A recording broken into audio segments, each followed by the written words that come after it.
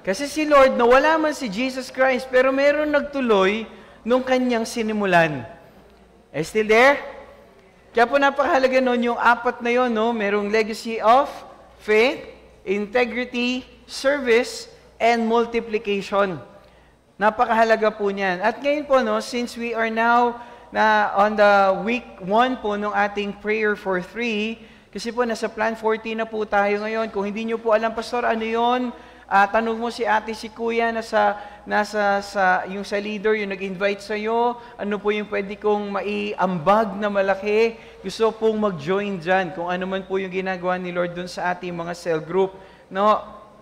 And ngayon po, nasa prayer for 3 po tayo, nasa week 1 po tayo. I'd like to share this message. No, yung first week natin is, and we titled the message, From Weakness to Strength. And maybe for some of us, andito ka ngayon, ang tingin mo, ikaw na yung pinakamahina sa lahat ng mahina. Ang tingin mo, hindi ka pwedeng gamitin ng Diyos dahil bata ka, o dahil matanda ka na, o dahil may kakulangan ka, o dahil eto ka, no? O anumang reason yon. I want you to listen to this message and ask the Lord to speak over your life. Pero bago po yun, i-declare po natin to. And if you have your Bibles po, samahan nyo ko, hawakan nyo yung Bible nyo, physical Bible. Kung wala po, yung Bible app mo sa cellphone, tama ba? Dapat po kung yung phone mo ay smartphone, dapat number 1, may Bible yan. Tama ba? No, kasi po doon nagbumula yung greatest wisdom sa Bible. Okay, so sige po, hawakan nyo yung Bible nyo, physical Bible or Bible app, open nyo po at i-declare natin to by faith, no? Bilang panalangin. No po? Sige po, ready? On the count of 3, ready na po kayo? Okay, sige po, samahan niyo ako. Ready? On the count of 3, 1, 2, 3, go. This is my Bible. This is the Word of God. I am what it says I am. I have what it says I have. And I can do what it says I can do. Today, I'll be taught by the Word of God. I boldly confess. My mind is alert. My heart is receptive, and I will never be the same again. In Jesus' name, amen. Let's have a word of prayer. Our Heavenly Father, we thank you sa napakagandang araw po na ito na binigay niyo sa amin. Again, to be blessed by your word. God, we welcome your presence. Holy Spirit, speak to us. No, pwede mo bang lagay yung iyong kamay sa iyong dibdib at sabihin sa banal na Espiritu, Holy Spirit, mangusap po kayo sa aking puso. Gawin niyo po ito na magmistulang matabang lupa na pagtatamnan ninyong salita. And I pray that every seed of truth na ihahasik niyo sa akin, ito po ay tumubo, ito po yumabong, at maabot ko po yung isang mabungang buhay na nais niyo para sa akin, na ako man po ay maging pagpapala sa napakaraming tao. Una sa aking pamilya, sa mga tao sa aking paligid, sa mga taong mahal ko, at sa daigdig na ito. Gamitin niyo po ako. Salamat po. Holy Spirit, guide me. May I understand your word. And may I apply ano man yung mga bagay na nais nyo. In Jesus' name. And I'll guys po say, amen and amen. Hebrews 11, verse 11 to 12, you're writing down notes. Bigyan ko po kayo ng background. Sino to? Si Abraham. Pinangakuan ng Lord na gagawing ama ng maraming bansa. Tapos binigyan siya ng asawa, si Sarai. Hindi lang siya baog, menopause pa, as the scripture say. Pero alam niyo po, ang Panginoon, against all odds, God's promise, God's word will still prevail. Amen? Kaya ano man yung situation ng buhay po natin, kaya po nating mapagtagumpayan yung anumang pinagdadaanan po natin. Why? Because yun ang sinabi ng Panginoon. Kung ano po yung sinabi ng Panginoon. Kaya tignan niyo po si Abraham, sabi niya, basahin natin, the count of 3. 1, 2, 3, go. And by faith, even Sarah, who was past childbearing age, was enabled to bear children because she considered him faithful who had made the promise. And so from this one man, Abraham, and he as good as dead, came descendants as numerous as the stars in the sky, as countless as the sand on the seashore. God bless the reading of His Word. Sino po rito nakaranas ka o naka-feel ka na parang hindi ako pwedeng gamitin ng Lord dahil mahina ako, bata pa ako, o matanda ako, o ito yung sitwasyon ko, ito yung background ko, hindi ako pwedeng gamitin ng Lord. Taas yung kamay. Taas yung kamay. Tingin mo ganun, hindi ko pwedeng gamitin ng Panginoon dahil may mga reason. Na taas mo yung kamay mo. Hala ko, ako lang, marami pala kami. Okay? Yung iba nahihiya lang, di ba? Okay, yung iba parang may lahing kabayo. Hiya, di ba? Ay, doon na nahiya, no? Ay, kabayo lang daw yung pwedeng mahiya. Pero alam niyo po, merong isang tatay, no?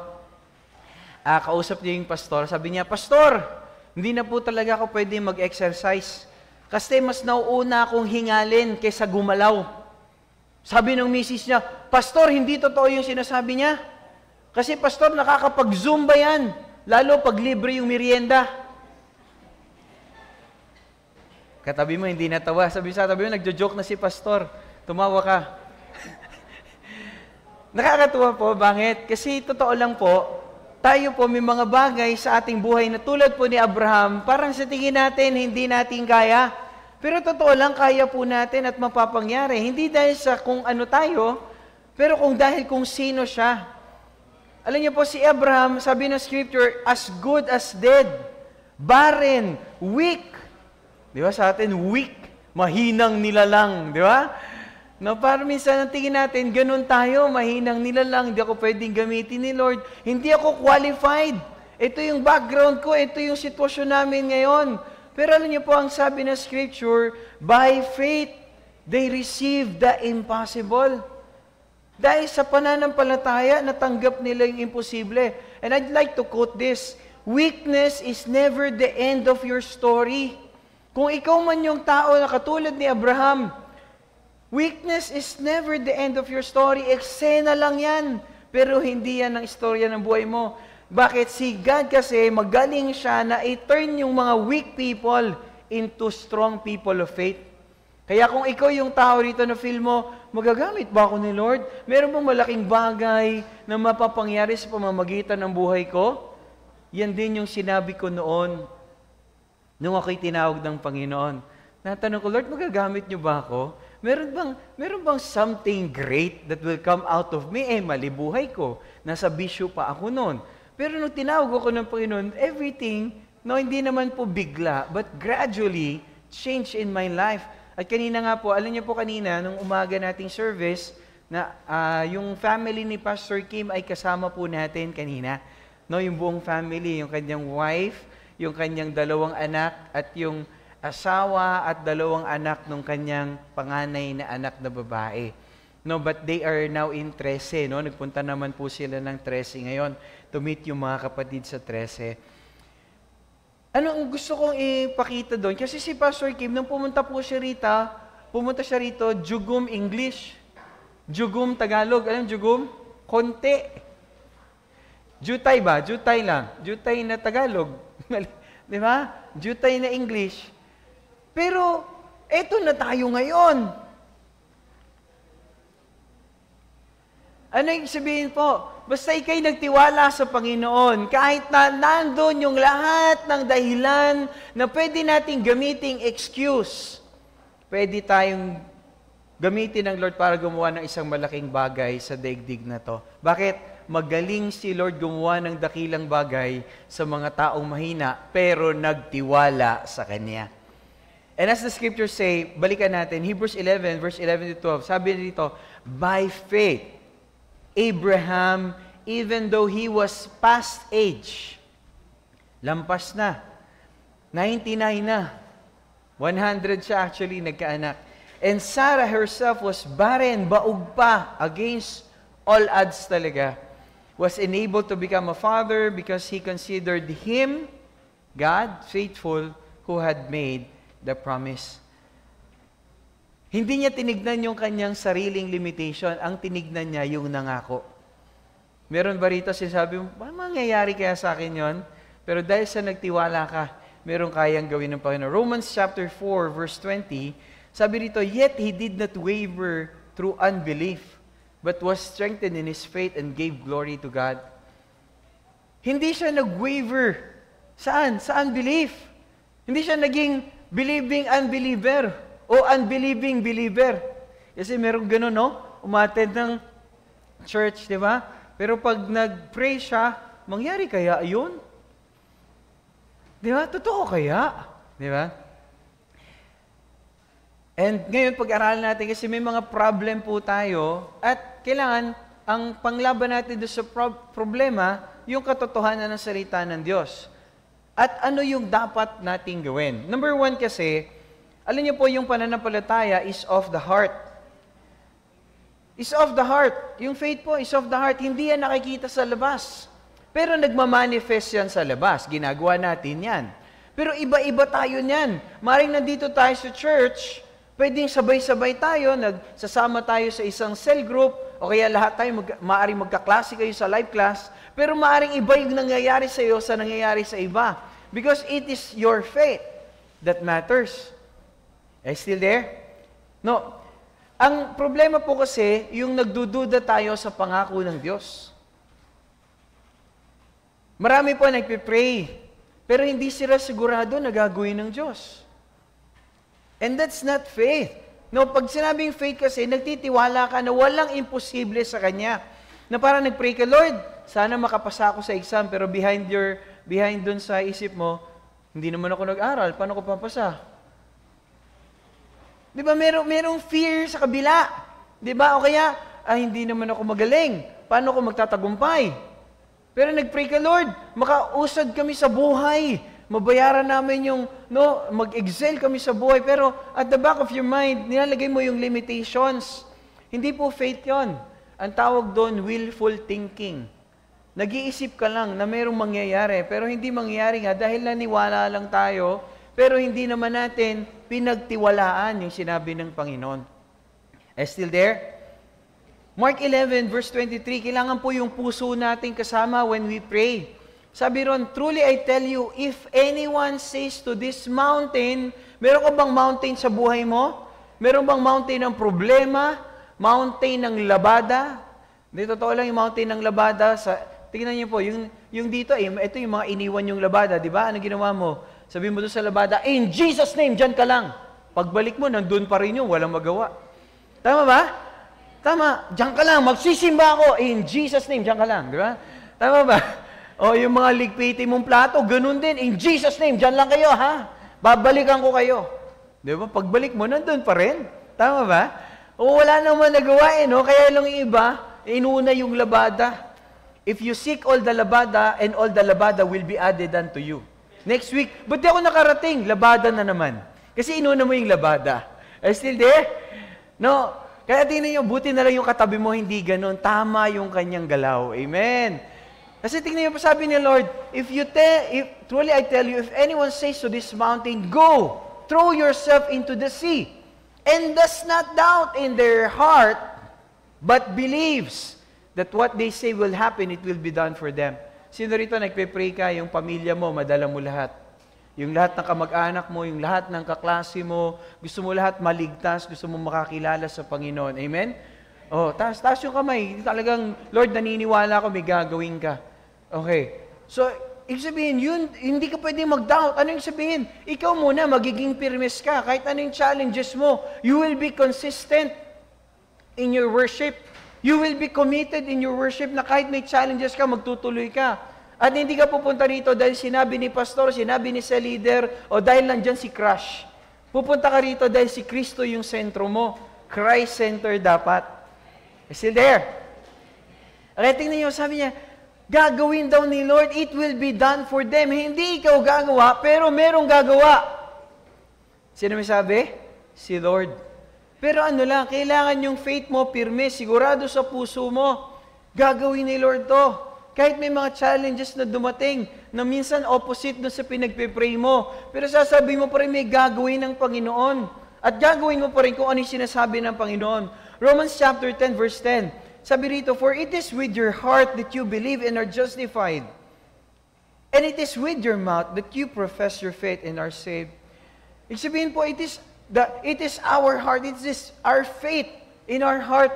Kaya po tayo malilinis. Kaya po tayo pagiging dapati ng Panginoon. At dahil doon sa ating confession, we will be saved. Kaya napakahalaga po kasama yung puso natin. At tama yung puso natin. Kasi kung ano yung laman ng dibdib, yun ang bukang bibig. Everything, kung ano yung laman ng puso natin, it will just manifest. Because faith is not mind over matter. It's heart over doubt. Na minsan may reason para mag-doubt ka, pero overcome mo yun. Understandable yun. Alam ni Lord, may takot tayo. Pero inuuna, alam ng Panginoon yan. Pero you overcome that. Pag sinabi pong courageous, it's not the absence of fear. Pag sinabing courageous, it's not the absence of fear. But it is overcoming your fear and continuing in your faith kahit na may challenges. Sabi, it is with your, sabi, faith is anchored in God's truth, not in our feelings. Amen? Ibig sabihin, kahit na ito yung pakiramdam ko, parang magkakasakit ako, yung feeling mo lang. Pero sasabihin mo, in the name of Jesus, sabi ng Scripture, by His stripes I am healed. Lumayas ka, karamdaman, in the name of Jesus. Wala kang karapatan sa katawan to, bayad na to ni Yesu Cristo. Are you still there? O meron pa lang, parang magkakasakit ata ako. Kasi malapit na Monday, di ba? Baka mamaya, baka meron feeling ko para akong lalagnatin. Ano ba talaga gusto mo? Di ba? Ano dinideclare mo, di ba? Letseng buhay to. Impyernong bahay to. Ano ba talaga gusto mong mangyari? Nandito ba kayo mga kapatid? Ano yung gusto mong mangyari? Yun ang i-declare mo. Ano yung sinabi ng Panginoon? Okay? Ibig sabihin, pag nag-pray tayo, let's pray from the heart. Hindi galing dito. Kasi pag dito galing, nagko-compute tayo, lalo po pag usapin finances, giving. Kapatid, marami sana gusto na gumawa ng malaking bagay ng Panginoon. Kaya lang hindi mo mararanasan yung supernatural if you will flow in the natural. Yung tipo na pag magbibigayan, tapos nag-compute ka, kaya lang, ang laki ng bibigay ko kay Lord. Kaya lang, Lord, mayroong tuition fee. Lord, magbabayad ako kuryente. Lord, magbabayad akong bahay. Lord, magbabayad akong tubig. Lord, ito na lang yung sa inyo. Hindi na siya naging supernatural giving. Bakit? Kaya hindi mo naranasan yung supernatural. Why? Kasi hindi ma-open yung supernatural pag nandun tayo sa natural. But a lot of people, even Christians, nadideceive tayo ng enemy, na kahit hindi natin nasusunod yung scripture, we expect great things. Kapatid, imposible na magtanim ka ng mangga, aani ka ng rambutan. Are you still there? Because yung supernatural will only arise when you overcome your natural and obey God kahit na merong challenges tayo. Point number 2, faith is the assurance. Faith is the assurance. Kaya lang, alam nyo problem dito? Yung uncertainties of life. May mga nangyayari, may mga umi-eksena sa buhay natin. Alam niyo po, maraming Pilipino namumuhay sa uncertainty. Nagtatanong sila palagi, kahit na believers sila, nagtatanong sila, kaya ko pa bang makapagbuo ng aking cell group? Pwede ba akong gamitin ng Lord na magdala ng mga tao? Makakatapos pa kaya ako ng pag-aaral? Kung susunod ako ng totoo sa Panginoon, makakaahon pa ba ako sa aming pagkakautang? Pag binigay ko yung bahagi ng Diyos, di ba? Maliligtas pa ba kaya yung asawa ko, yung anak ko? Makakapag-asawa pa ba kaya ako? Hello po mga kapatid, kayong iba po nagmamadali. Kapatid, ingat. Mga kabataan, dyan ba kayo? Kasi yung nagmamadali, nagkakamali. Yung hindi makatiis, yung hindi makapaghintay, yan, alam na alam din niya yan, di ba? Kasi po minsan, sinasabi natin, Lord, I trust in you, I believe in you, pero gumagawa tayo ng diskarte natin. Kahit alam natin yung pangako ng Panginoon, alam natin hindi pa pwede, pero yun na ginagawa natin. Alam niyo po, faith is not blind optimism. It is assurance. Say that word, assurance. Yung faith po is assurance. Na bagaman wala pa siya, pero dahil sa sinabi ng Diyos, yun yung pagtitiwalaan ko. Hebrews 11:1, faith is being sure of what we hope for. Ibig sabihin, yung faith daw po pala, yan yung naniniwala ka, hindi mo pa nakikita. Pero yun yung sinabi ng Lord. Kaya nandun yung faith mo, hindi dun sa nangyayari sa'yo, no? Hindi dun sa narinig mo, kundi dun sa sinabi ng Panginoon. Alam niyo po kasi yung faith, para po siyang titulo ng lupa. No, faith is like a property deed. You may not see the land yet, but you legally own it. Parang ganito po, meron kang lupa sa Palawan, hindi mo nakikita yung lupa, pero nasa iyo yung titulo. Kanino yung lupa? Sa'yo. Bakit? Sa'yo nakapangalan eh. Tama? May lupa ka sa Tagaytay. Nakapangalan sa'yo. Wala ka doon. Hindi mo nakikita yung lupa, pero kanino yung lupa? Sa'yo. Ganon din po yung pangako ng Lord. Yung salita niya. Yan ay deed na pwede mo angkinin. Lord, akin to. Lord, akin to. Pwede mo ganin ng Panginoon. Tama? Kaya po nung nasa ICU ako, sinabi ko sa Lord talaga, Lord, hinandog ko na sa iyo yung buhay na to. Kung inyo pong kukunin yung buhay na to, Panginoon, malugod ko pong ibibigay. Dahil dati ko po nung hinandog sa inyo. Pero Panginoon, kung hindi pa po kayo tapos sa akin, pero kung tapos na, Lord, malugod kong bibigay. Pero kung hindi pa, Panginoon, buhayin niyo po ako. Pwede ka magsabi ng ganoon sa Panginoon. Bakit? Kasi yun ang sinabi ng Lord. Siya ang magpapasya. Ilalagay mo lang yung pagtitiwala mo sa Kanya at nagtitiwala ka na meron siyang gagawing maganda. Meron siyang gagawing malaki. Bakit? Mabuti yung Diyos. Wala siyang planong ikasasama natin. Amen? Kung may dinadaanan ka mang pangit ngayon, hindi yan plano ng Panginoon. Hindi niya gusto yan sa'yo. Pinahintulutan niya lang. Kasi meron ganun, di ba? Pinalo ako ng Diyos. Hindi ka pinalo ng Diyos, pinahintulutan niya lang yan sa'yo. Walang pangit na plano yung Diyos sa atin. Amen? Ano lang po, pinahintulutan niya yung pangit na sitwasyon para matuto po tayo. He allowed the enemy to inflict us so that yung comfortable situation natin, makita natin na meron pala tayong dapat na pagtiwalaan ng buhay natin. Hindi tayo manangan sa ating sariling galing, lakas at husay. Amen? Alam niyo po, no, paano natin gagawin to? We need to claim the promises of God as our spiritual deed. Ano ba yung pangako ni Lord? Ano ba yung sitwasyon mo? Ano ba yung gusto ng Lord na pagawa sa'yo? You need to take it by the heart. Alam niyo po, nung bago akong pastor, batang pastor, actually, nililiit pa ako kasi bago lang ako, may mga maedad po sa akin na nauna sa paglilingkod sa Panginoon. Minamali po nila ako. Pero sabi ko lang, minsan personal, ako pa parang alam mo yun, parang paniniwalaan mo sila. Pero isa lang sinabi ko, kasi di ba nakakatakot pag bago ka? Di ba? Yung, pag nag-share ba ako, tatanggapin ba nila yung testimony ko? Maniniwala ba sila sa ituturo ko? Baka pag tinanong nila ako, hindi ko masagot. Tama ba yun ang mga ano natin? Pero alam niyo po, nung ako po ay bago, isa lang tinatag ko, Panginoon, natutunan ko kasi na hindi niya tayo susubukin ng higit sa ating kakayanan. Ang sabi ko, Lord, tinawag ninyo ako, Panginoon. Hindi niyo hayaang mapahiya yung pangalan niyo sa pamagitan ng buhay ko. Sabi ninyo, Panginoon, hindi niyo po ako bibigyan ng suliranin na higit sa aking kakayanan. Kaya naniniwala ako, ano man ang pagdaanan ko, kayang-kaya ko to. And true enough, kapatid, nag-ministry po ako po yung nag-pioneer ng cell group dito ng mga tatay. Nagsimula po ako sa mga tatay at yung mga people doon, pinakabata po doon ay 90, 92, 93 years old. Sumunod po doon ay mga 60 plus. Now, meron pong 50 plus doon. Ako na po pinakabata doon. At alam niyo po, lahat ng tinanong po nila, nasagot ko po. Lahat ng tinanong nila, lahat ng tinuro ko, akma pa kung ano yung need nila.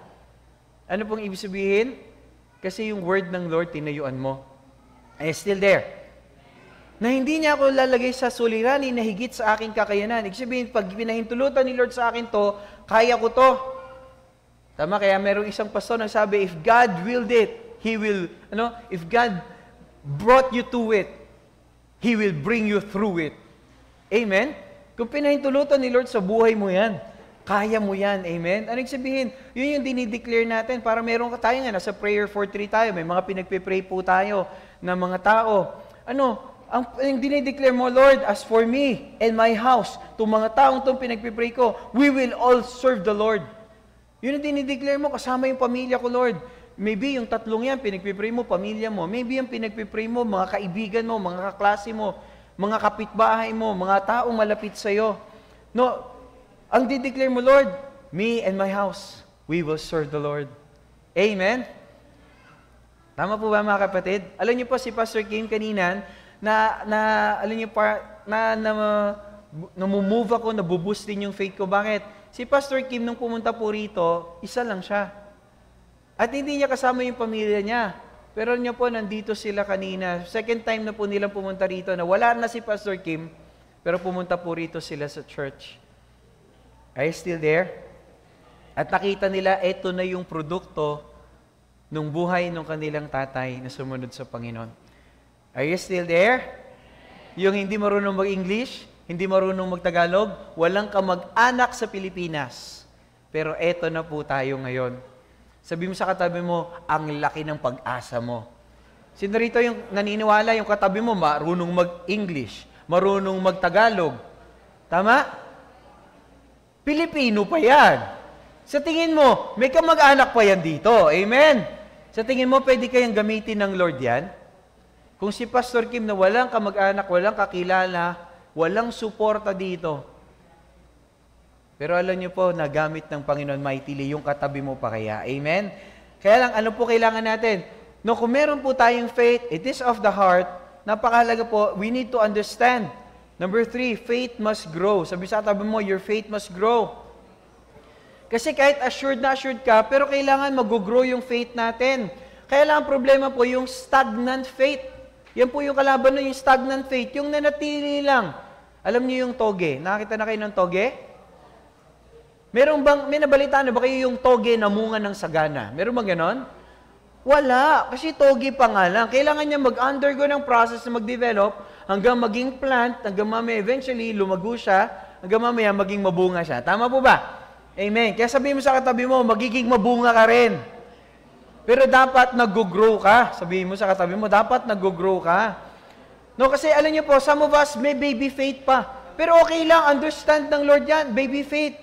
Di ba parang nanay at tatay yan, yung baby faith, yung baby na tumayo, yung mula dun sa dating gapang-gapang, di ba yung, ay, tumaligilid na, yung ano ko, tumagilid na, pero natatakot na, bahulog sa kama, di ba?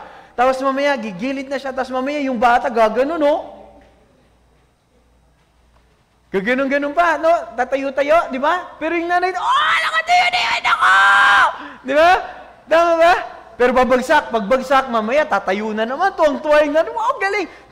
Tapos, ano yun, hakbang na isang hakbang, di ba? Nakahakbang na yan ako, first step! May picture pa yun, di ba? Pinost pa, first step, binidyo pa, di ba? Tama? Tuwang-tuwa yung magulang. Alam niyo ba si Lord ganun din? Kung yung alam mo lang ngayon ay umattend, kung yung alam mo lang ay mag-pray, magbasa ng Bible, kung ang alam mo lang ngayon at ang kaya mo ay magdala ng mga tao dahil meron kang katulad ni Jollibee na karakteristik na kahit nakaganon ka lang, di yung mga tao lumalapit sa'yo, pwede mong gamitin na may buong husay yan sa Panginoon. If that is all that you can do, ang ganda tinuro ni Bishop, Kwentology. Kung kaya mo pa ikwento yung buhay mo na binabago ng Panginoon, napakalaking halaga po niyan. Pero ang binabagay ko rito, our faith needs to grow. It must grow. Kasi parang muscle yan. Yung muscle po, pagka hindi mo ginamit, alam nyo ba lumiliit? Kaya yung nagkasakit ng polio, bakit lumiliit? Kasi namamatay yung nerve. Hindi nyo na nagagamit yung part na yon, lumiliit yung muscle. Kaya lumiliit yung extremity na yon. Nagets nyo? Amen? No, kaya po, kailangan yung faith natin, ginagamit natin, kung hindi magiging flabby lang yan. Alam niyo po si Abraham,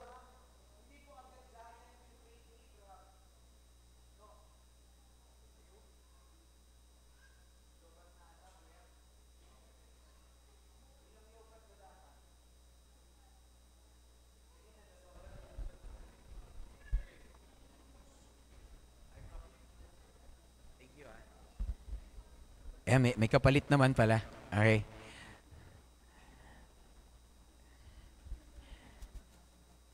So tingnan niyo po, parang muscle po kasi yung faith. We need to activate it.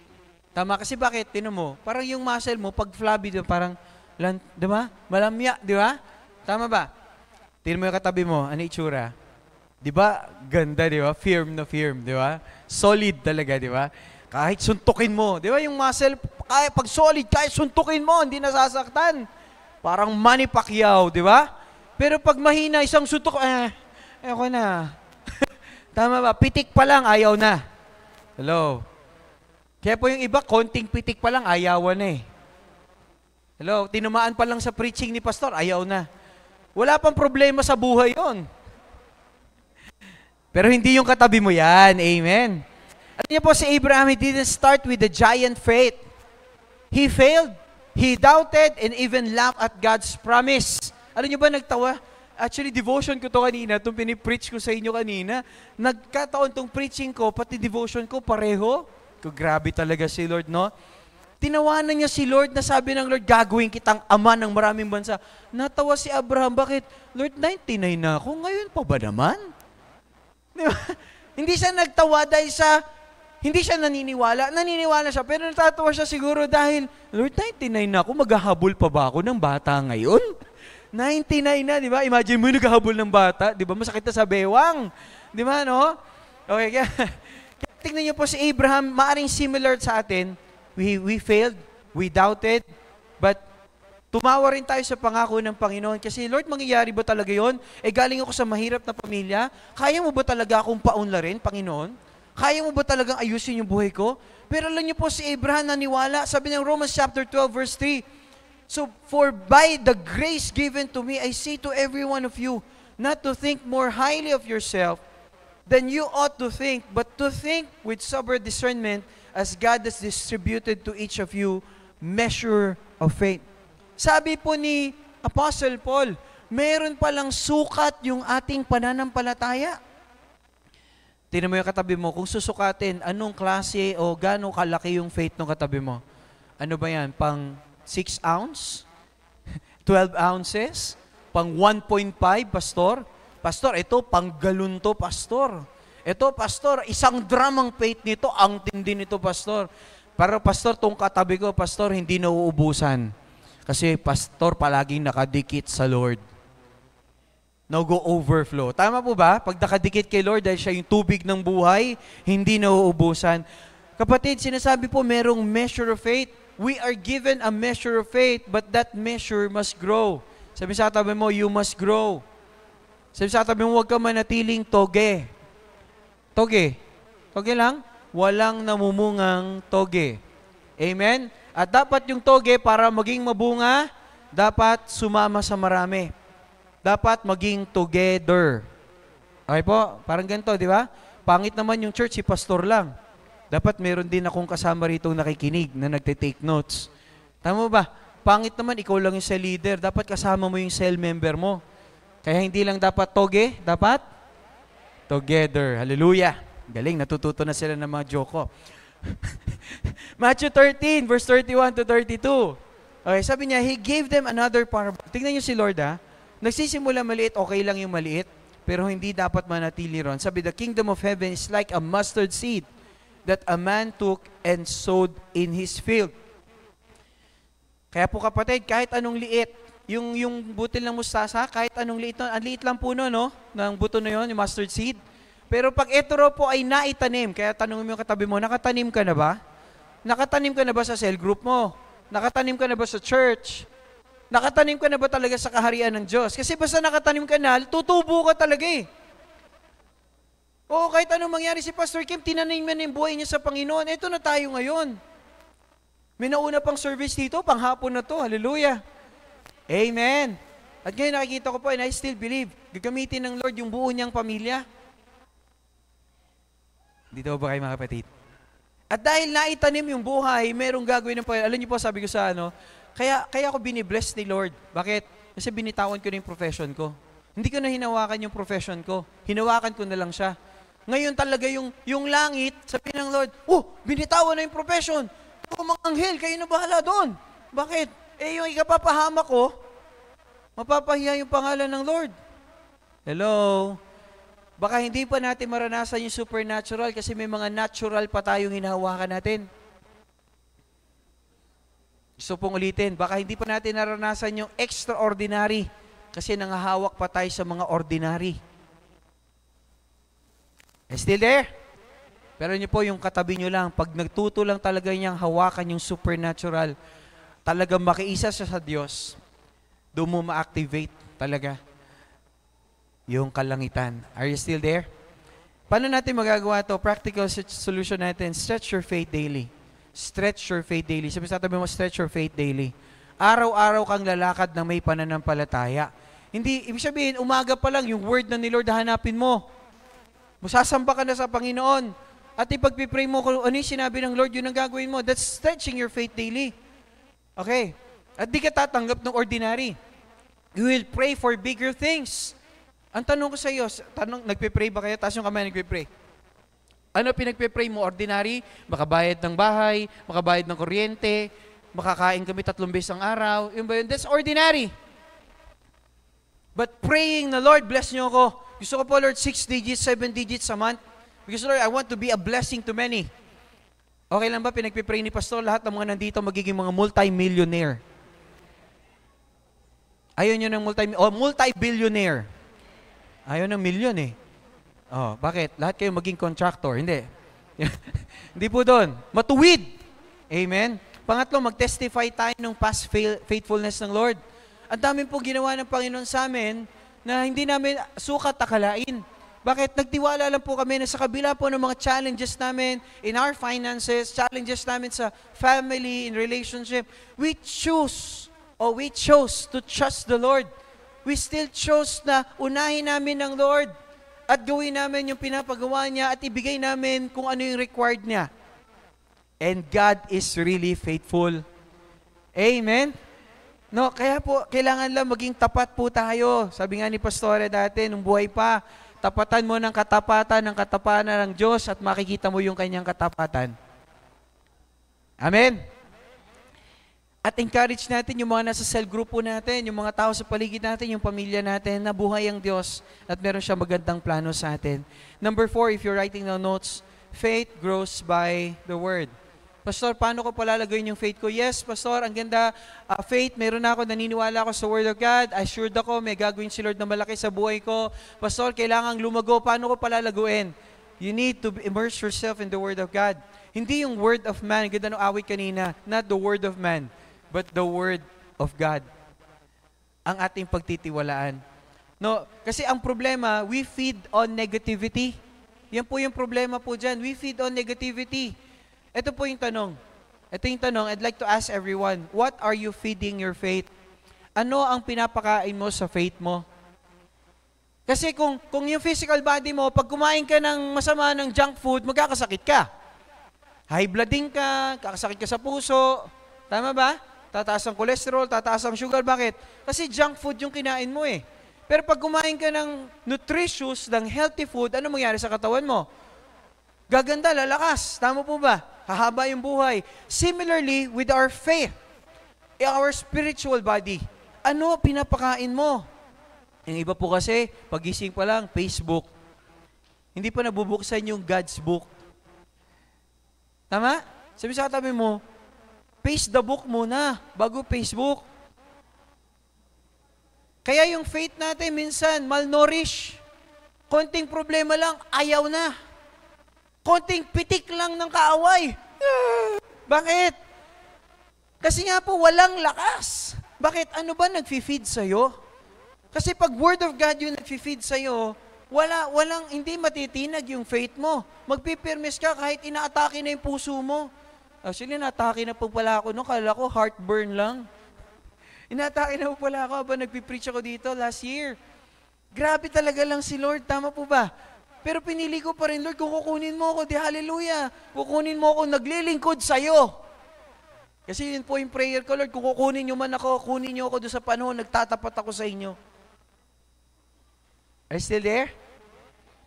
Ito yung tanong, anong pinapakain mo sa faith mo? If you keep feeding on bad news, your faith will shrink. Pag puro bad news, no, lalo sa social media po, talagang makita mo, mukhang parang totoo, pero labo po eh. Mukhang parang totoo, masarap, masaya, yung pa naman yung kaaway, no, masarap, masaya, di ba? Masarap, di ba? Pag may problema ka, inom mo lang yan. Di ba? Pulang ka lang yan, di ba? Ganun lang yan eh, no? Pare, ito, isang hits lang yan, pare, tanggal ang problema mo. Ayun, lalo na dagdagan pagkatapos. Tama po ba mga kapatid? Kaya lang, hindi dahil masarap, masasolve na yung problema mo. Kasi galing na po ako dyan eh. Ganun po ako dati, pag may problema, yosi, pagdating yun, no, may drugs on the side, inom. Hindi po eh. Hindi po na-solve eh. Walang na-solve. nood ng kung ano, pleasure, increase ang dopamine mo, di ba? Oh, nakaka-excite, ganda ng pinapanood mo, di ba? Ang laswa. Pero alam niyo po, wala pa rin mangyari kasi yun ang finifeed mo sa mind mo. Kaya ang dumi ng isip. Pero alam niyo po, gusto mo lumago faith mo, sabi ng Romans 10:17, faith comes from hearing the message and the message is heard through the word of Christ. If you want to grow your faith, gusto mo lumago yung faith mo. Ngayon, Lord, gusto ko, gamitin mo ko. Lord, gusto ko lumago yung faith ko kasi wala raw imposible sa taong nananampalataya. And if you have faith, as big as a mustard seed na nakatanim, lalago talaga. Darating yung time, yung ibon daw, lilipad na lang, magpupugad sa'yo, manganganlong sa'yo. Bakit? Kasi you have grown so much in faith. Darating yung time na yung mga taong kakausapin mo, minsan parang pag nagsasalita ka sa nila, totoo, medyo masakit. Pero sabihin nila mo, salamat na kausap kita, na enlighten ako. Ang dami na gano'n sa akin, payo, inom lang kami, masaya kami, pero mukhang pasira yung buhay namin, parang pahiwalay kami mag-asawa. Pero alam mo, nung nakausap kita, so gumanda yung, luminaw yung isip ko. Nagkaroon ako ng direksyon, nagkaroon ako ng pag-asa. Thank you. Sinaritan, meron kang nakausap kang gano'n. Ang sarap nung kausap na gano'n. Tama? Kasi ako, pag may nakakausap ako, maghihiwalay, mag-aayos eh. Are you still there? Phone lang po yun, nakausap ko. 5 minutes. Bakit? Ganun po yung kayang gawin ng Panginoon if you have that kind of faith. Are you still there, mga kapatid? Isang hipo mo lang, yung may sakit, pwedeng gumaling. Because you have that faith. Ano ang problema yon? Kaya paano natin i-apply ito? We need to immerse ourselves in the Word of God. Hindi doon sa salita ng mundo. Hindi doon sa social media, Facebook, Instagram, Twitter, TikTok, diba? YouTube. Hindi po eh. We need to pray. Ito yung paano natin i-apply ito? Pray with the Word. Declare the promises of God over your na pinagpipray mo or over your situation, over your life. Ang i-declare mo yung word ni Lord. Ano i-declare mo? Nagpipray ka, parang nagwiwing ka, parang taliwas yung reaction nila. O kaya taliwas yung nangyayari sa pinagpipray mo at sinabi ni Lord. Ano pa rin gagawin mo? Lord, ito yung sinabi ninyo, ito yung gagawin nyo, ito yung mangyayari dahil ito yung sinabi ninyo, Panginoon. And you will continue to trust in the Lord. Na yun ang gagawin ng Panginoon. Alam niyo po, nakakatuwa kasi merong isang nanay na kausap ko siya. She's been a believer for how long, no? Sobrang tagal na. Tapos yung asawa niya, hindi niya po talaga madala sa church.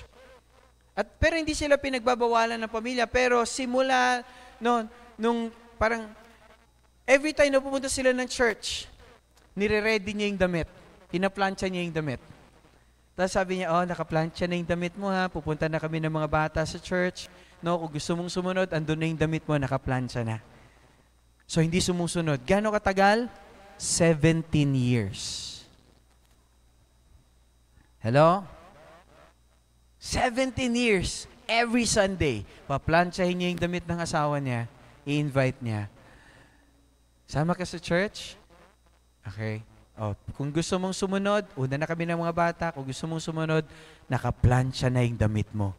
Every week, every Sunday. Pero after 17 years, sinuot din ng tatay yung damit at sumama sa kanila sa church. And now, tong tatay na to is now serving sa church as a leader. Parang hindi kayo masaya. Walang pumapalakpak eh. Palakpakan natin ang Panginoon. Can you still trust the Lord kahit minsan parang nagtatagal at parang iba yung response ng tao kahit ginawa mo na yung lahat? Pero kapatid, you still need to trust the Lord. Tama? Kaya po ito yung kailangan natin gawin. Ano di-declare natin? I'll give you a few verses here. No, Acts 16:31. Believe in the Lord Jesus. You will be saved, you and your household. Isipin kung naniwala ka na sa Panginoon, Lord, kasama yung pamilya ko. Ito yung pwede mong i-declare, Lord, kasama yung pamilya ko. Pangalawa, no Lord, medyo parang di-delay pa, hindi dinidelay ni Lord. Meron lang kilos si Lord, bakit? Gusto niya kasi maligtas yung lahat. Be patient, ikaw rin, be patient. Huwag kang magmamadali. Are you still there? No, may ginagawang kilos ng Panginoon, pero gawin mo yung best mo and God will do the rest. No, He's patient, not wanting anyone to perish, but everyone to come to repentance. Ibig sabihin, you really work na maligtas yung lahat. At ito, pag may challenge ka rin in your finances, ano dinideclare mo? Lecheng buhay to. Ubus na naman. Nawala, walang pera, walang laman, walang bigas. Ganun ba? Sa bahay po, pinatay na si wala. Pati si sana. Pag nag-pray po kayo, wala nang sana, walang imposible sa Diyos. At binigay niya na yung kanyang anak para sa iyo, para patunay, wala siyang di kayang ibigay sa iyo. Kaya pag nag-pray tayo, patayin mo na si sana. Okay, sabi sa tabi mo, patayin mo na si sana. Walang imposible sa kanya. Don't pray sana po, pagalingin niyo ako. Hindi po, you declare His word. Lord, sabi na yung salita, sa pamagitan ng iyong mga latay kami nagsigaling. And I claim healing, Lord, in Jesus' name. Amen? Sabi niya, ito pag may problema ka sa finances, and my God will meet all my needs according to His riches and glory in Christ Jesus. Ano sabi mo? Mula sa hindi niya malirip na kayamanan, ipagkakaloob niya yung lahat ng aking kailangan. Amen? Kaya mga kabataan, dito ba kayo? Huwag kayong matakot na, Lord, makakatapos ba ako? Mag-serve ka sa Panginoon. Serve God. Unahin mo siya sa buhay mo, gamitin mo kung ano yung course mo, gamitin mo yung pag-aaral mo para sa Kanya. Lord, para sa inyo to, mag-share ka ng gospel, mag-win ka ng tao. Lord, mag-win ako ng tao. Lord, alam ko, kayo na bahala sa akin. Are you still there, mga kapatid? I'd like to close in this quote. Sabi ni Dr. Miles Monroe, faith is the currency of the kingdom. God only trades in faith, not fear. Kapatid, sa Pilipinas, ang pera para makabili ka ay peso. Tama? Pag pumunta ka ng UK, pounds. Sa Europe, euro. Pag pumunta ka ng Singapore, Singapore dollar. US, US dollar. Magpapapalit ka ron ng currency kung ano ba yung meron ka. You need to have that exchange. Bakit? Kasi kung hindi yun ang gagamitin mo, hindi ka makakabili. Sa kingdom of God din, hindi si Lord na move sa fear. Kaya alam minsan, takot. Hindi siya na move doon sa takot mo. He's moved by your faith. Na kahit meron kang takot, nagtutuloy ka. Na kahit hindi mo maintindihan yung sitwasyon, pipilitin mo na gawin kung ano yung kalooban ng Diyos. And that is called faith. At alam niyo po, tuwang-tuwa yung Panginoon every time that we move in faith. Because dyan lang masaya ang Panginoon when we move in faith. Kaya lang, ito yon. Gusto mo makabili sa kaharian ng Diyos, if you want heaven's resource to flow in your life, you must spend faith. Ano gagamitin mo? Pananampalataya. Ano gagamitin mo? If you want heaven's resources to flow in your life, ang ispend mo lang ay faith. Are you still there? Ngayon, tanong kita, sino rito gusto mo ng yaman ng langit? Ano gagamitin mo? Takot ako mag-share. Takot akong sumunod sa Lord. Takot akong magbigay ng buhay sa Panginoon. Takot akong i-let go tong mga bagay na to. Di mo ba alam? When you move in faith or in fear, walang mangyari. Pero when you move in faith, supernatural happen. Supernatural things happen. Amen? Sino rito gusto ng supernatural? But you need to go beyond your natural. Sino rito gusto ng extraordinary? You need to go beyond your ordinary. Kapatid, kung yung worship na ginagawa mo at sabi mo, parang ordinary lang ako, hindi yan yon. Kung yung laman ng prayer mo, ordinary lang din, ordinary lang din. Pero kung gusto mo ng extraordinary, you need to equip your prayer. You need to equip yourself, your heart, with faith. Bigger faith. Dream big dreams for the Lord. Amen. Sino rito gusto mo gamitin ka ng Lord mightily? Yung gusto gamitin ng Lord, no, wag mong gagawin to pagka hindi, no? Tumayo ka ngayon. Stand on your feet. Tumayo ka ngayon if you're this person. Tumayo ka ngayon. Okay. If you're this person na gusto mo gamitin ka ng Panginoon mightily, right now, no, tayo ka, come before the Lord. At habang nakatayo ka, nakatungo yung ulo, nakapikit yung mata, taas mo yung kamay mo kung ikaw yung taong to. Lord, gamitin mo ako. Lord, maring mahina ako ngayon. Pero Lord, ang ganda ng message, weakness. From weakness, Lord, to great things, Lord. Alam ko, Panginoon, ako to. Kaya mong gawin sa akin to. From weakness to strength. And if you're this person, sabi mo sa Panginoon ngayon, Lord, andito po ako ngayon. Nakataas yung aking kamay, simbolo na nandito ako ngayon. The faith that I have, maaaring sa tingin ko maliit, pero ningi ko po, Panginoon, trusting na meron kayong kayang gawing malaki sa buhay ko. At naniniwala ko na kahit meron akong maliit na faith, kayo po ay faithful. Tapat kayo, Panginoon. Lord, strengthen my heart at hayaan niyo po yung word niyo mag-grow sa akin. At tulungan niyo po ako, Panginoon, to believe na kaya niyo pong gamitin ang buhay ko para magligtas ng mga tao. Una yung aking pamilya, aking mga kaibigan, kaklase, kaeskwela. Maging, Lord, yung bayan naming Pilipinas. And I declare that from weakness, kaya niya po mag-raise up sa buhay ko something great. Hindi dahil sa lakas ko, kundi dahil sa lakas niyo.